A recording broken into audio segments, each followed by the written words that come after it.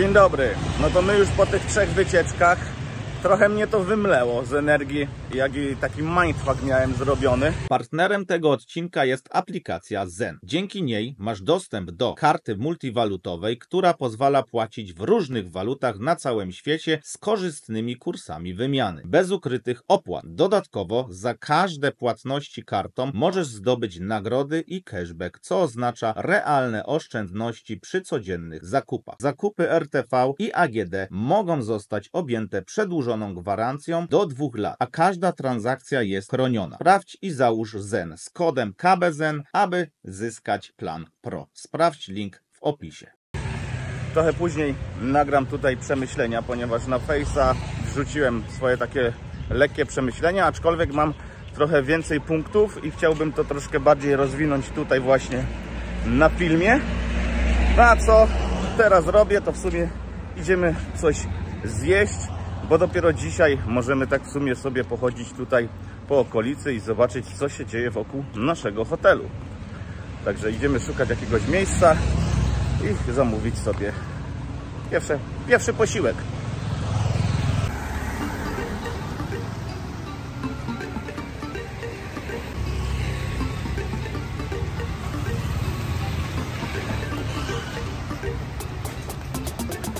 Tutaj mamy sklep zoologiczny.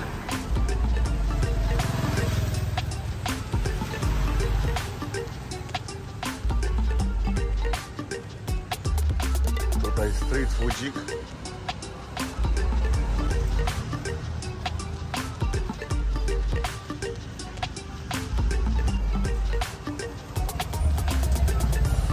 Jednak ta restauracja, gdzie chcieliśmy iść, zamknięta. Tak, punkt pierwszy. Nigdzie nie ma cen. Totalnie. Po prostu wszędzie, jeżeli ktoś podchodzi, no to dostajesz cenę i na samym początku w ogóle powinieneś zapytać, ile to kosztuje, zanim to kupisz i nie pokazywać chęci takiego kupna, bo będą z ciebie zdzierać.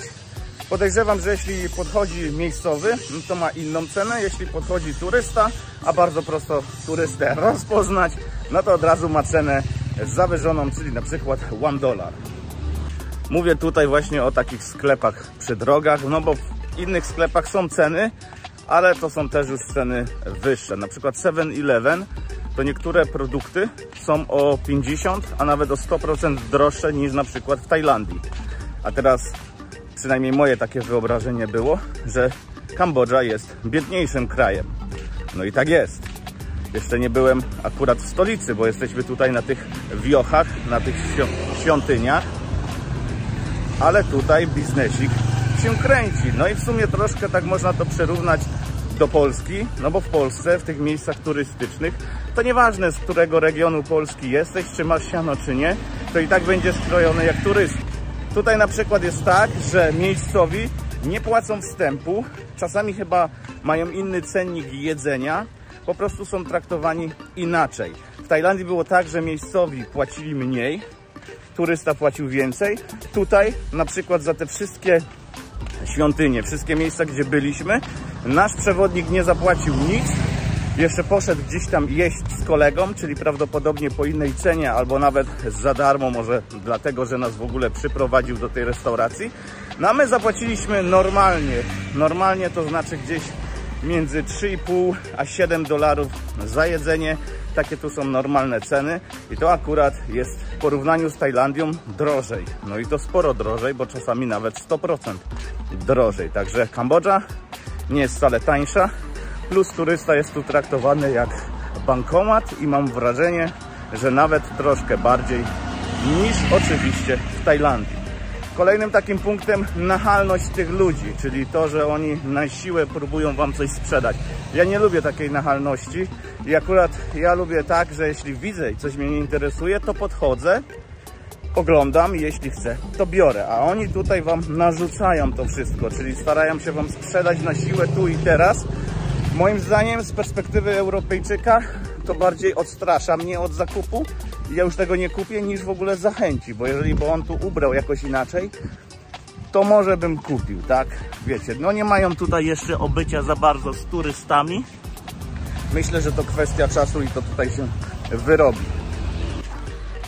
Przykład, przy świątyni. Idziesz do świątyni, no i po bokach świątyni, czy tam po bokach wejścia do świątyni są stragany. No i to nie jest tak, że ty podchodzisz do straganu. Ten stragan podbiega do ciebie, na przykład z chusteczką, z chustą taką, z koszulkami. No i podchodzi ktoś i pyta, czy chcesz. Ty mówisz raz, no nie chcę. Mówisz drugi, piąty, siódmy, no to powiedzmy powiesz ten 8., 10. raz, no to on potem stwierdzi, no dobra, to może jak będziesz wracać, to kupisz. Only one, czy tam $2, tak? Więc no mi się to akurat nie podoba, troszkę mi się to kojarzy właśnie tutaj, jak byłem w Maroko. Chociaż tam to było całkiem inaczej, troszkę inny styl tej sprzedaży. Aczkolwiek mnie to odpycha niż zachęca do zakupu. Napiszcie w komentarzach, czy wy też tak macie, bo ja nie lubię, jeśli mi ktoś coś narzuca. Już wolę, nie wiem, być troszkę zrobione przez na przykład nasze europejskie reklamy, aczkolwiek to tam też jest takie podprogowe narzucanie ludziom potrzeby. Tutaj oni sprzedają z potrzeby, no bo jedynie w ten sposób mają szansę, żeby zarobić pieniądze, czyli upolować takiego turysty, który coś od nich kupi.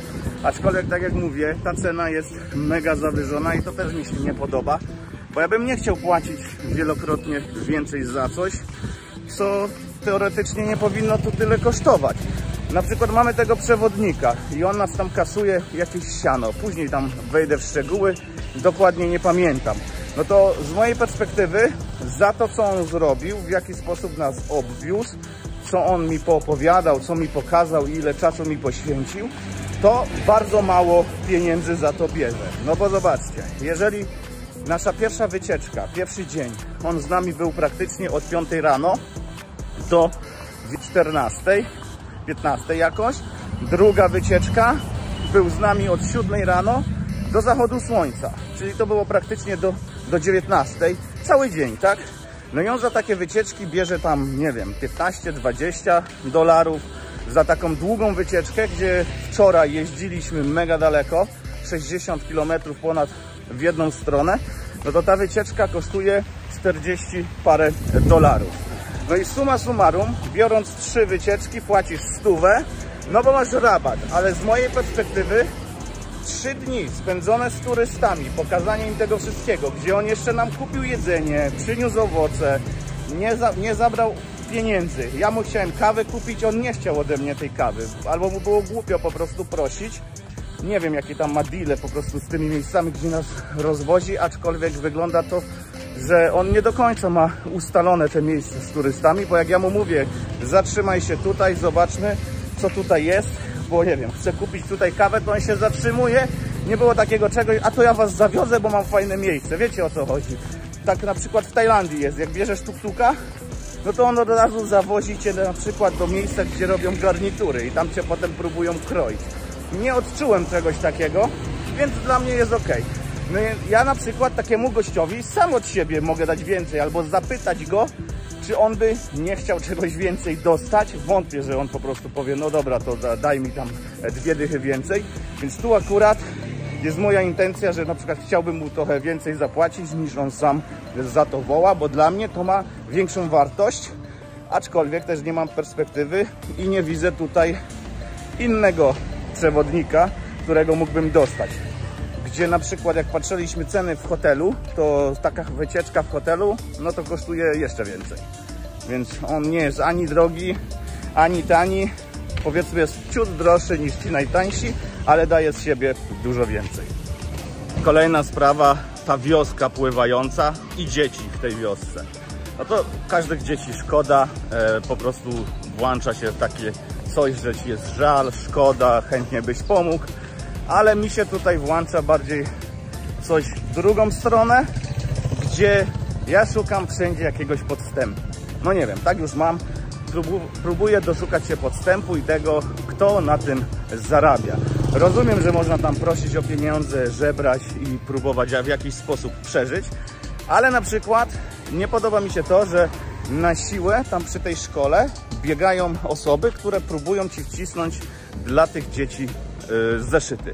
No ja czytałem gdzieś tam w internecie, że te zeszyty są sprzedawane wielokrotnie właśnie turystom, no bo ty dajesz siano, zeszytu nie dostajesz. Nie ma tak, że ty zanosisz ten zeszyt tym dzieciom, tylko że oni te zeszyty przekażą. Dla mnie to jest troszkę tak jak zbiórki te w Polsce, gdzie te osoby zbierają dla kogoś pieniądze, ty nie możesz tego zweryfikować, no i pieniądze lądują w kieszeni tego zbierającego, więc to akurat też mi się tutaj nie podobało. Kolejna sprawa, rozdawanie cukierków tym dzieciom. Jest wiele hejtu, że turyści dają cukierki, kupują coś. Już lepszym z mojej perspektywy jest kupić tym dzieciom coś, co one dostaną od razu i mogą to na przykład zjeść, czy to cukierki, czy jakieś jedzenie. Zresztą to samo nam pokazał nasz przewodnik, niż danie im pieniędzy, no bo pieniądze nie są dla tych dzieci. To, że wam żal i szkoda tych dzieci, to okej, ale te pieniądze dla tych dzieci nie są, bo one lądują w kieszeni rodziców. Pytanie, co rodzice z tym zrobią. Tam akurat ta wiocha, no to mega bida tam widać i radzą sobie jak mogą. Aczkolwiek tak to tu wygląda. Tutaj są monsunowe, z tego co czytałem, podtopienia. Woda się dźwiga, dlatego te domy są na takich nogach. Tam mają szkołę, mają policję, mają kościół, mają wszystko. Po prostu w taki sposób żyją. Tak wygląda życie tych ludzi. Kolejna sprawa. Byliśmy tą łódką na środku takiego ogromnego jeziora, gdzie jest farma krokodyli. Czy tam... No, krokodyle to chyba były, takie duże. Też wam zresztą tutaj przebitki wrzucę. Ale bydlak, nie?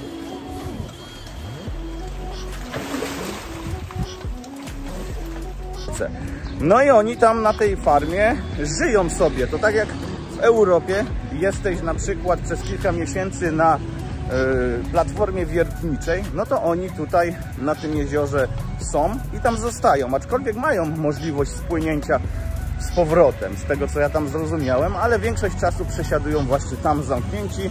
No i też turysta przyjeżdża, patrzy sobie co tam jest, no i z daleka widać napisy, że jeśli byłeś, jeśli widziałeś, no to kup coś, żeby po prostu wspomóc ich działalność. Czekajcie, bo przechodzę przez ulicę, tu chociaż łatwiej się przechodzi przez ulicę, bo nie czujesz takiego niebezpieczeństwa. No i to jeszcze rozumiem, tak?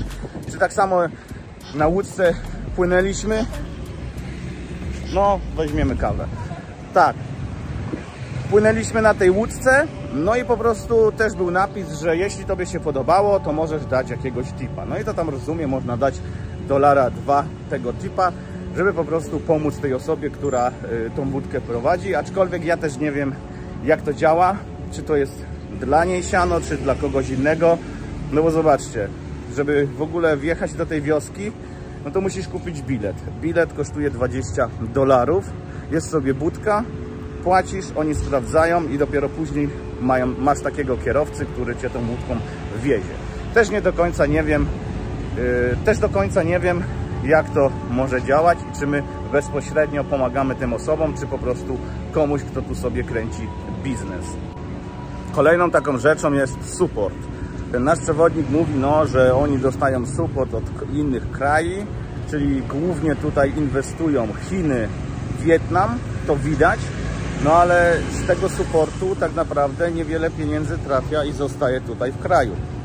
To skądś znamy, nie? No jeżeli w Polsce mamy zagranicznych inwestorów, to ta area, te miejsce się rozwija, ale tak naprawdę większość zysków ląduje w kieszeni tego inwestora. No tak działają inwestycje, tak to tutaj działa i nie tylko tutaj, tak to po prostu w ten sposób wygląda. Jeżeli jest zagraniczny inwestor, no to siano trafia do zagranicznych osób. Pytanie, w jaki sposób są traktowani lokalni ludzie, jak jest wynagradzana ich praca, czy ich życie się polepszy, czy może będą traktowani jak niewolnicy. I tutaj przechodząc właśnie do niewolników, to byliśmy też obok takiego miejsca, obok farmy kauczuku, gdzie nawet to zdarzenie jest opisane w Wikipedii.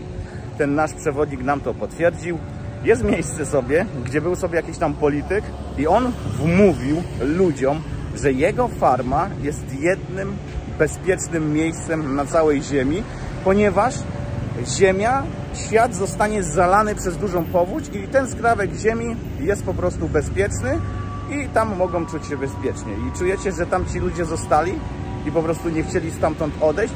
tutaj rząd próbował ich rozgonić, ale ja teraz nie znam tej historii do końca, nie doszukałem się informacji, czy oni dalej tam siedzą, czy po prostu już zostali rozgonieni.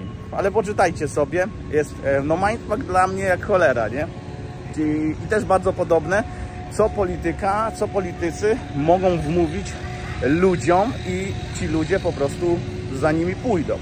No, nie dziwmy się, tak? Tak samo tutaj, tak samo w Europie jest ciemna masa ludzi, nie obrażając oczywiście nikogo, ale jest masa ludzi, która po prostu wierzy na ślepo w to, co powie nam ktoś w rządzie. A jeśli tak się dzieje, to zazwyczaj gdzieś jest podstęp, coś jest nie tak i trzeba bardzo na to uważać. Ja akurat zawsze jestem podejrzliwy i doszukuję się czegoś innego. Kto na tym może zyskać, dlaczego nie ja, a dlaczego ja powinienem być na przykład dawcą swojego czasu czy kapitału. To, co jeszcze gdzieś tam widać, no to na przykład, wiecie, my przyjechaliśmy tutaj z Tajlandii, no i cały czas rozmawiamy z tym przewodnikiem, bo w Tajlandii to, bo w Tajlandii tamto.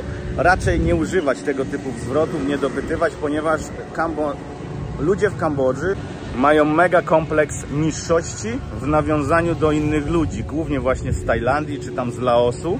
Także jeżeli będziecie, to ja bym nie porównywał Kambodży do innych miejsc, na przykład do Tajlandii, aczkolwiek ja rozumiem, że to może być naturalne, ale to tak jak mówię, ci ludzie mogą poczuć się urażeni i też troszkę się im tutaj no nie dziwię. Jeżeli chodzi o ludzi, no to zobaczcie, nie ma tutaj starych ludzi.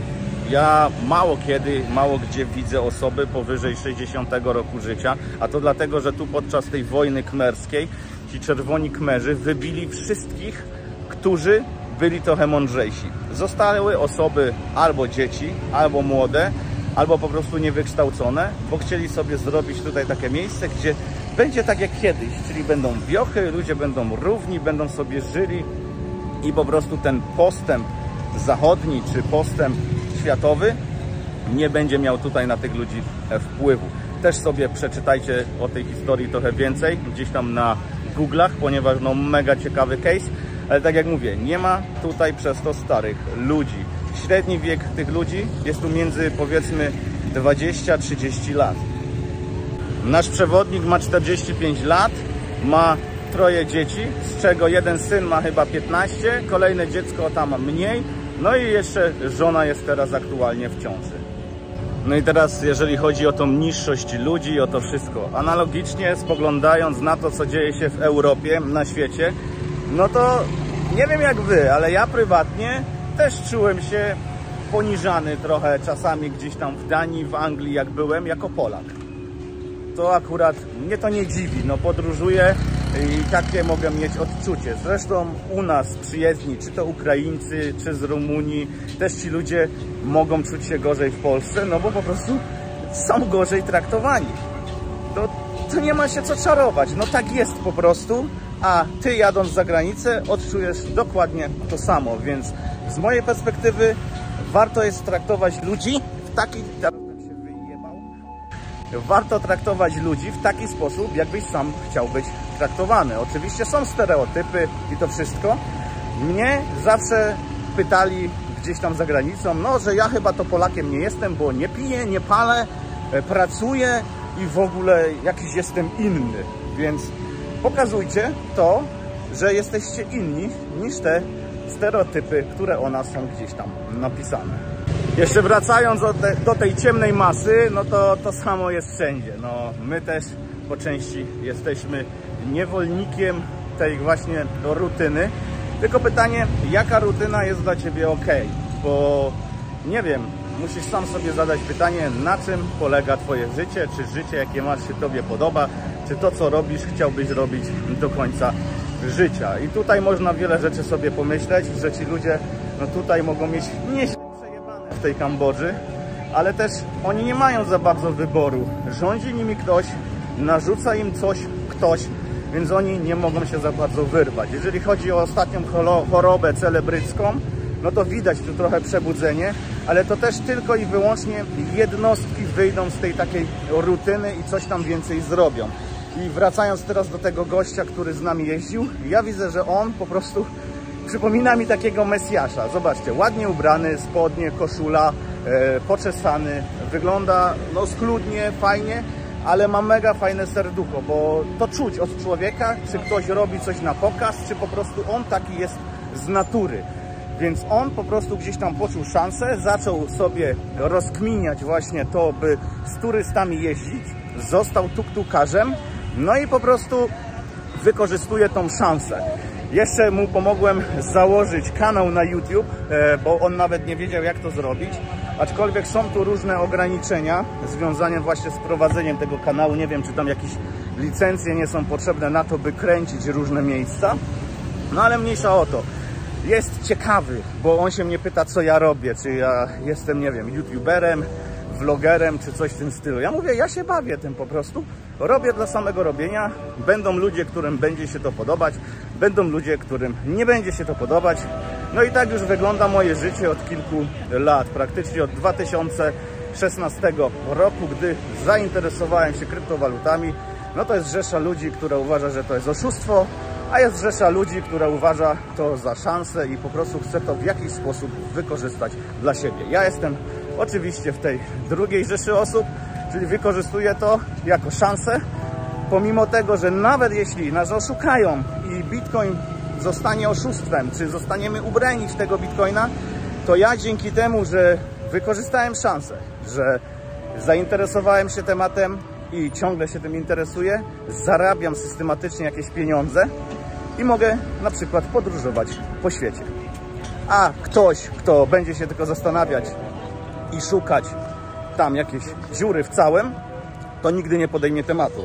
Teraz we mnie są dwie sprzeczności, no bo zobaczcie, pomimo tego, że ja dostaję wiele okazji, szukam rozwiązań, zawsze szukam dziury w całym, ale akceptując ryzyko. Ja zawsze szacuję zysk w stosunku do ryzyka, jakie podejmuję. I zawsze to ryzyko biorę na klatę. Czyli nawet jak mnie ktoś oszuka, to już mnie to nie dziwi, bo wiem, że i tak bym został oszukany prędzej czy później. Po prostu tak to jest. No, nie możesz ufać wszystkim bezgranicznie. Musisz mieć zawsze jakiś dystans. Więc nieważne, co robicie w życiu, musicie ufać, ale zawsze musicie też mówić sprawdzam. Muszę się napić, bo z tego gadania to mi aż w gardle zaschło. No. Dobra. Tego w ogóle jest tyle. Mam taki mindfuck od 3 dni. Jestem odcięty trochę od internetu. Pomimo tego, że mam internet w hotelu, jest słaby. Mam internet na kartę. Kupiliśmy kartę za $15, bo oczywiście zostaliśmy okrojeni na tej karcie, bo doszliśmy do tego, że ta karta powinna kosztować $4. W sumie mogłem poczekać na tego przewodnika, bo on sam nam to uświadomił, że my możemy sobie kupić kartę tam za $2 i ją doładować i korzystać z internetu. Więc nie patrzcie na to, co wam tu mówią. Nie patrzcie, co wam mówią politycy, patrzcie, co robią i żeby się nie dać po prostu oszukać i okroić na różnego typu takich akcjach. Tu jesteśmy traktowani troszkę jak bankomaty. Ja to mówię, jestem w stanie zrozumieć i nie mam nic przeciwko temu, że płacę gdzieś coś więcej, ale jeżeli staje się to natarczywe, to no ja nie lubię być chamsko, no wiecie o co chodzi. No i w ogóle, tak jak powiedziałem, mega mindfuck, mega dużo przemyśleń mam. No i jedno takie naprawdę mocne słowo ciągnie mi się tutaj na język, no to jest wdzięczność. Czyli bądźmy wdzięczni za to, że na przykład żyjemy i urodziliśmy się w Europie. Mamy naprawdę wiele możliwości, tylko i wyłącznie zależy to od Ciebie, czy Ty te możliwości wykorzystasz. Tu też pewnie te osoby mają możliwości, ale widać, jak bardzo oni są tłumieni, jak bardzo są po prostu czasami przywaleni do podłogi i nie mogą wstać. Więc jeśli ktoś od dzisiaj powie mi w Polsce, że on nie wie, jak sobie poradzić, że to jest niemożliwe, że on nie daje rady, bo musi mu państwo pomóc, to jest nic innego jak pierdolenie, bo możesz wziąć się do roboty, ruszyć dupsko i cisnąć. I da się to zrobić. Tylko po prostu trzeba chcieć się wyrwać z tej rutyny, którą masz teraz. I to Ty wybierasz, jak spędzasz dzień i co robisz w ciągu dnia, a przecież nie wybiera tego ktoś za Ciebie. Pomimo tego, że na przykład chodzisz do pracy. No to pracować trzeba, żeby przeżyć, tak? Żeby mieć na coś pieniądze. Możesz też otworzyć swoją firmę, co już nie jest takie proste. Więc kombinujcie, róbcie co kochacie, róbcie to, co sprawia wam radochę, a na pewno będzie wam w życiu łatwiej. Nakręcę jeszcze trochę tutaj tych miejscówek, no i może potem jeszcze coś dogram. Także my idziemy teraz gdzieś szukać jakiegoś obiadu.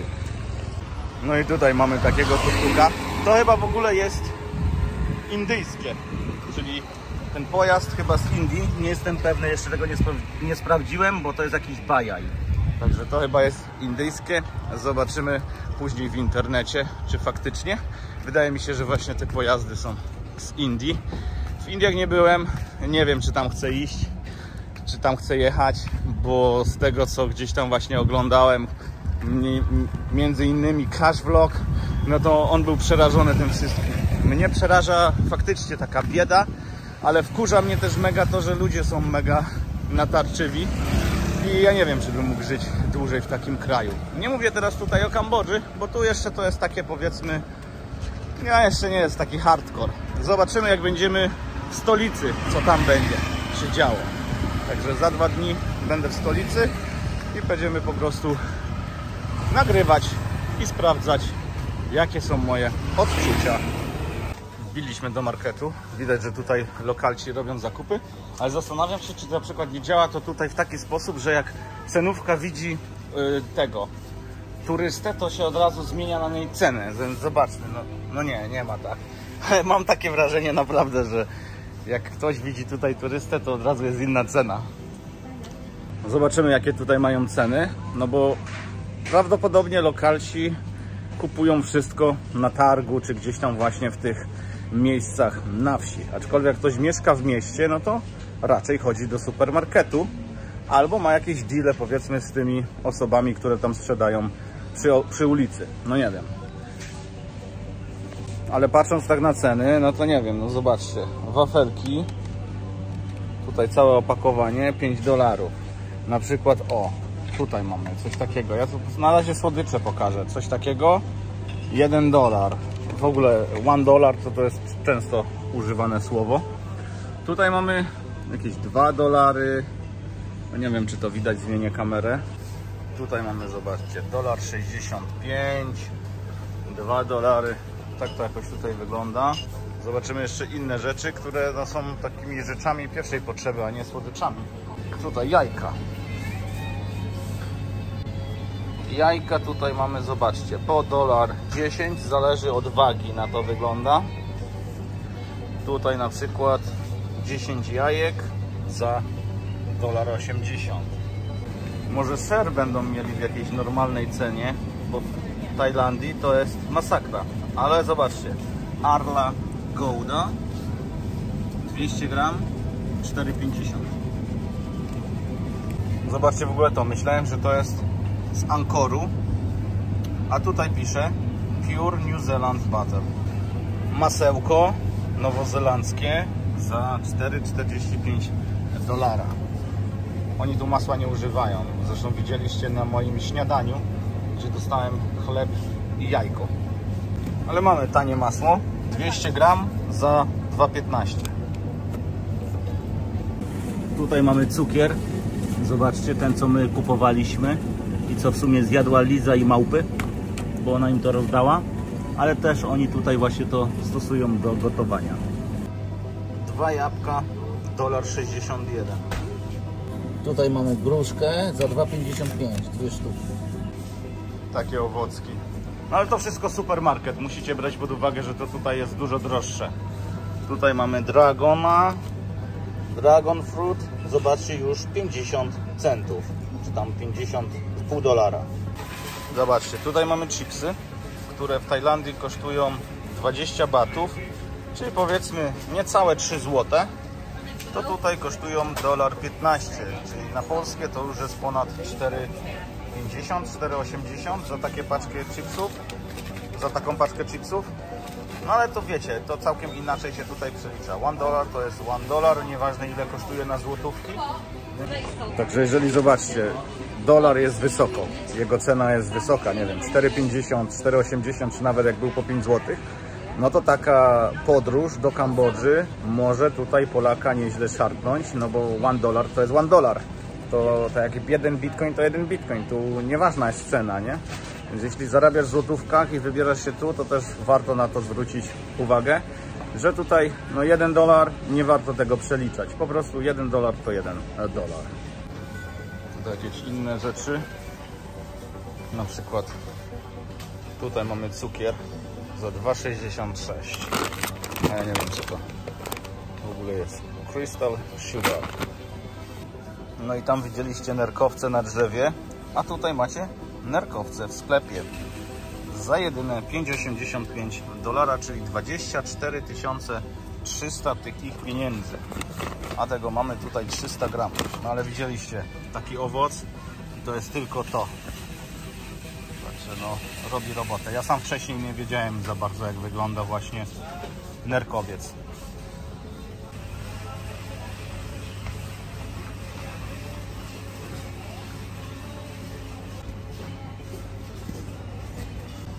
Tutaj mamy na przykład pieprz marynowany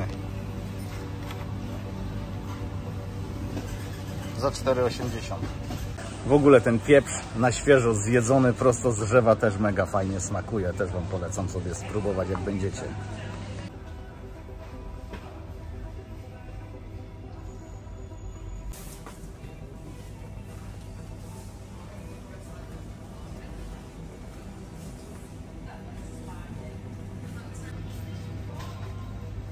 Tutaj na przykład żel pod prysznic Adidas $5,15. Zaraz zobaczymy, ile to jest na polskie. Około 23 zł. No to chyba podobne ceny jak u nas. Także za takie produkty europejskie no to trzeba tutaj zapłacić podobnie albo i więcej. No a za niektóre to tutaj też Was kroją. Niestety. Na przykład tutaj mamy Balea. To pewnie znacie, niemieckie produkty, takie najtańsze, po 1 euro, czy tam jakieś eurocenty. No a tutaj $3,75 za takie coś. No to już widać, jest po prostu prestiż, bo niemieckie. Tutaj mamy kolejne orzechy. Ile kosztuje w Polsce pół kilograma nerkowców? No bo zobaczcie, tutaj 14,25 to jest chyba z 70 zł. A dajcie znać, ile w Polsce taka półkilowa paczka. Jeśli chodzi o Haribo, to zobaczcie. Żelki Haribo nawet w Kambodży. I ceny to sami musicie sobie sprawdzić, bo ja nie wiem, ile kosztują. Tutaj mamy Chivasa za $28.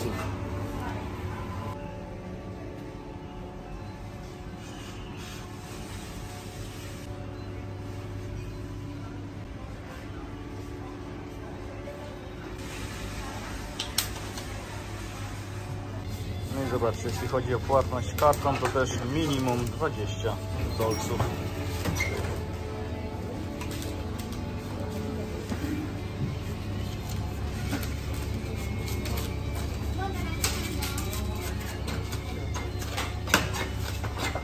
To już mówiłem, że trzeba uważać na dolary, jakie Wam wydają i jak co, to trzeba pytać po prostu, żeby Wam to wymienili.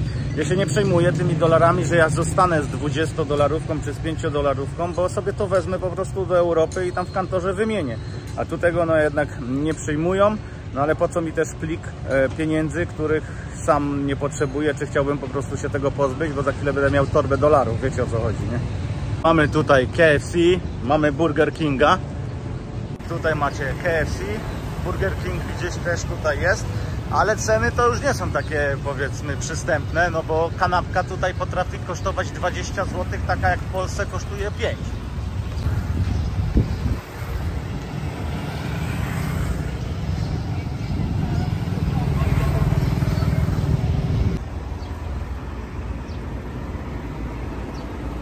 No i tak po tym pierwszym zdarzeniu się tutaj z tą Kambodżą, to tak zastanawiam się, co tutaj jest fajnego dla mnie prywatnie. Oprócz tego, że ludzie są mili, ewentualnie ja im mogę pomóc kupując coś u nich. Kurczę, no ciężko naprawdę mi się zastanowić nad tym, co tu jest fajnego. Może jak poznam bardziej tych ludzi, to wtedy będę wiedział. Ale na razie to mnie to trochę tutaj wszystko przeraziło. Wbijemy jeszcze do takiego sklepu. Zobaczcie, tutaj jakaś znana firma za $60. Liza mówi, że to są słabe podróbki. Albo po prostu z dziwnego tira spadły. Wiem, co tu jest fajne, już wam powiem. To, że ja nie muszę tutaj zostać i mieszkać cały czas. Tak jak cieszyłem się z Tajlandii, że mogę sobie tam pomieszkać, pobyć, to tam akurat czułem takie, no nie wiem, pozytywne wibracje. Tutaj na razie jest to całkiem odwrotnie. Zderzyłem się w sumie z rzeczami, które wiedziałem, że tu są, ale widziałem to u kogoś na filmach. A jak przeżyjesz to i dotknie się to fizycznie, czyli możesz to dotknąć, popatrzeć, poczuć na swojej skórze, no to zmienia troszkę całkiem inaczej. To zmienia całkowicie waszą perspektywę. Nie wiem, może bym się tutaj odnalazł, jakbym dłużej pomieszkał. Zobaczymy jeszcze, jak będzie w stolicy. Ale na dzień dzisiejszy, po tych pierwszych wrażeniach, po tych pierwszych 4 dniach w Kambodży, czuję się całkowicie zmieszany i to nie jest to, co ja bym chciał. W Tajlandii miałem całkowicie odwrotnie. Tamto mnie to trochę fascynowało, pomimo tego, że tam też są biedni ludzie. Znaleźliśmy restaurację. Tak ona tutaj właśnie wygląda. Będziemy testować. Mówię wam, tutaj nie ma nic niżej niż $1. Zobaczcie sobie, mamy hot dogi, czyli mamy bagietkę 2,25. Tutaj mamy banana pancakes 2,50. Tutaj mamy 2 jajka any style i jeszcze takie różne dodatki, $1,50. Musli 2,50. Ale zobaczcie tutaj, extra bacon or ham or cheese $1. Wszystko tutaj jest $1. Wiem, że to wygląda trochę, że ja tutaj non-stop narzekam, ale tak nie jest. Tylko po prostu zazwyczaj jak coś mnie zaskakuje, to nagrywam. A że zaskakuje mnie ostatnio negatywnie, no to tak to tutaj też wygląda. Jest dużo fajnych rzeczy tutaj pozytywnych, bo jedzenie jest dobre. Tylko że ja to wszystko robię pryzmatem Tajlandii, gdzie naprawdę jest dużo taniej. Więc jako pierwszy kraj może Kambodża by była spoko, bo potem byście pojechali do Tajlandii i zobaczylibyście całkiem coś innego. Ale jak ja już siedzę tutaj ponad 2 miesiące i teraz przyjechałem tutaj, jeszcze mnie czeka Malezja, Bali i to wszystko, to zaczynam troszkę tutaj mieć dziwne odczucia. No i przyszło jedzenie, ryż i tutaj mamy mięsko. To mi akurat smakuje, jeszcze mamy taki sos pieprzowy. No i tu jest to, co ostatnio też było w tym liściu, amok. Pewnie jeszcze tam gdzieś są te cząstki tego amoka gotowane, no i ryż standardowo. No i na przykład jeszcze taki owocowy shake. No i cola.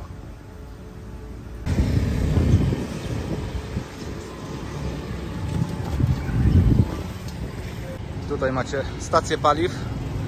Paliwo 4300. Diesel. Silver, Gold, to potem są różne ceny. Te 4300 to jest jakoś $1 z hakiem. Tam jakaś świątynia.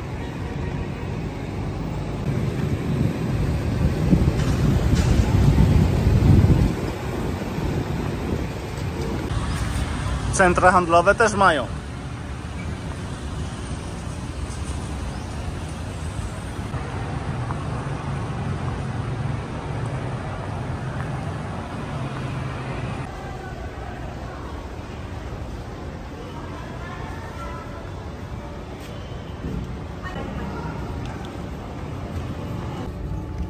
Tutaj mamy Royal Gardens, czyli jakieś królewskie ogrody.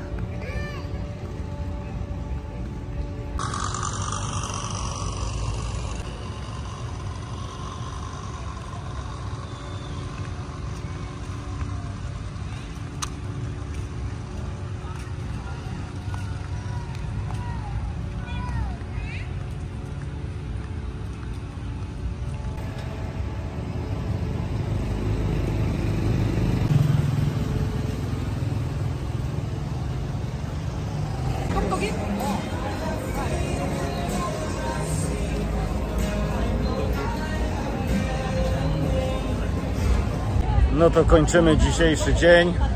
Pochodziliśmy trochę tutaj po miejscówkach. Mam kilka zdjęć, kilka ujęć.